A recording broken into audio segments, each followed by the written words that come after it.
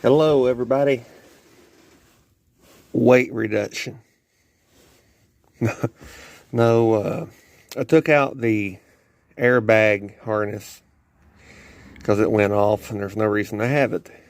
Took out the air conditioner, heater, and blower fan because all that stuff was broken. This car is going to look like it's a complete car inside, but there's not going to be nothing under the dash except over here. None of the extra stuff that's broken.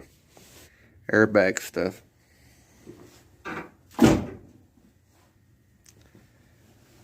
Heat and air conditioning stuff.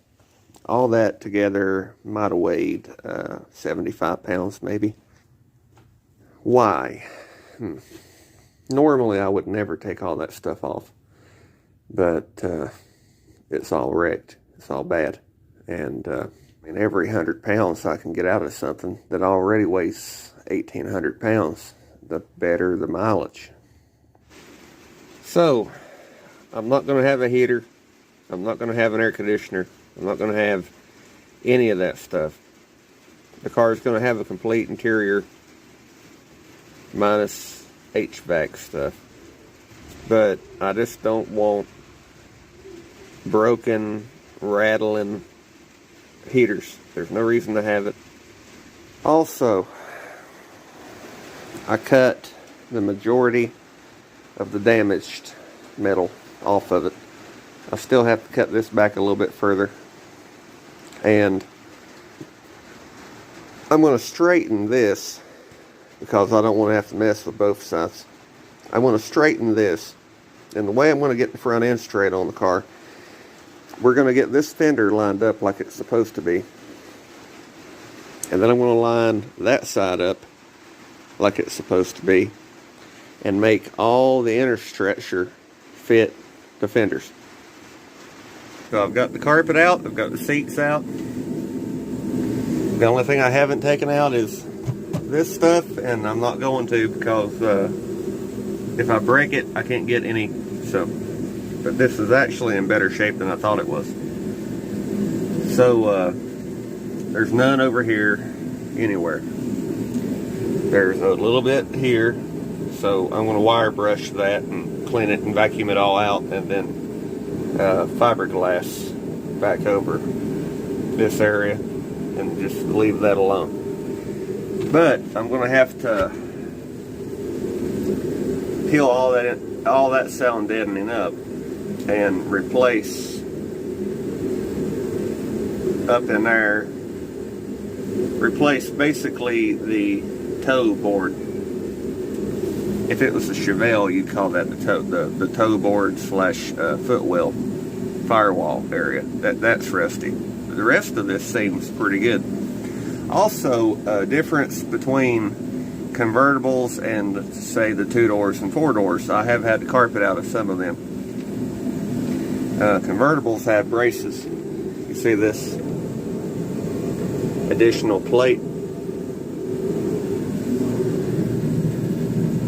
The convertibles have that. The standard cars don't. So you would normally just see the inner rocker. So that's an additional brace. Another thing that's different is the blue car. I had the carpet up in it lately. That's not a solid brace in it. There's openings in the corners and stuff, and it's stamped out of thinner stuff. That's solid.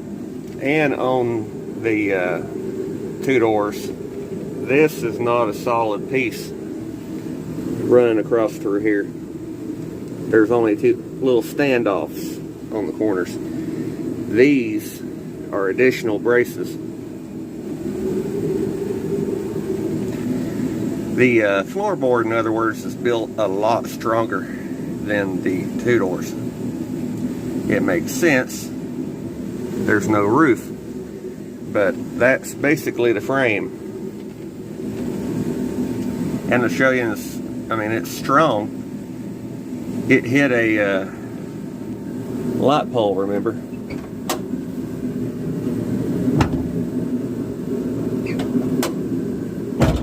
Doors still both open and shut fine.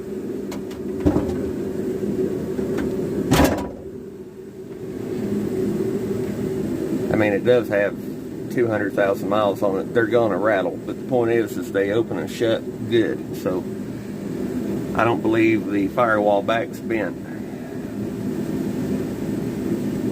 Well, the firewall's bent. I don't believe the floor's bent.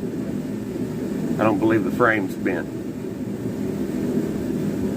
So the wreck did kind of break those, but that was mostly because his head went up and punched the roof up and the windshield. So, plan is I'm going to strip the insulation out of the floor and show you a couple spots I've got to fix, and then I'm going to end this video. So, back in a second. Alright, so that door panel had been off for probably, well, for at least 5 years. I didn't know where everything was, and I still need a door handle. But that was somebody else's engineering. The outside door handle was broken.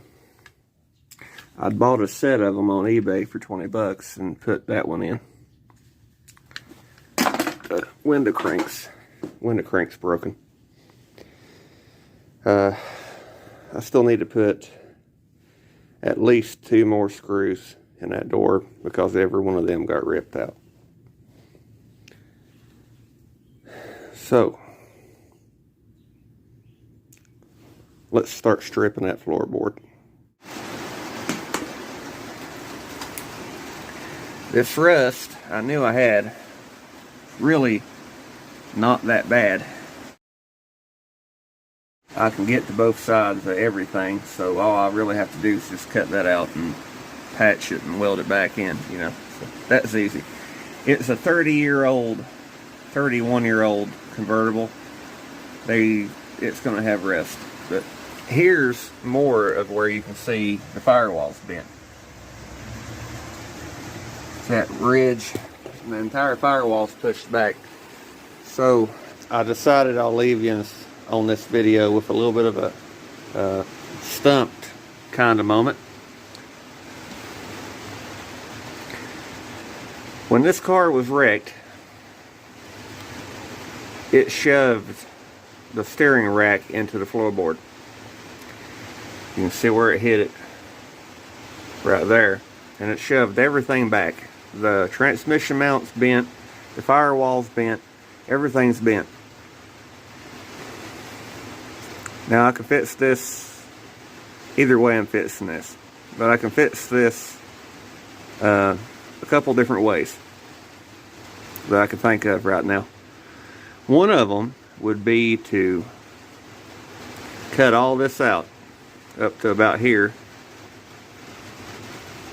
and go up and take a saw and cut everything out of another car and piece it back together to where the steering rack's where it's supposed to be, the transmission mount's where it's supposed to be, and then just beat the firewall back out to line up with it and weld it all back in. And that's probably the best way to do this. The other option is to leave that alone. Angle the mount for the motor mount and extend the mounts for the rack to put it back where it's supposed to be. The thing is even that side's not where it's supposed to be. The entire rack's supposed to be further out, and when it was wrecked, it pushed that back too. So the entire firewall would be the right way to do this. But that's a lot of work.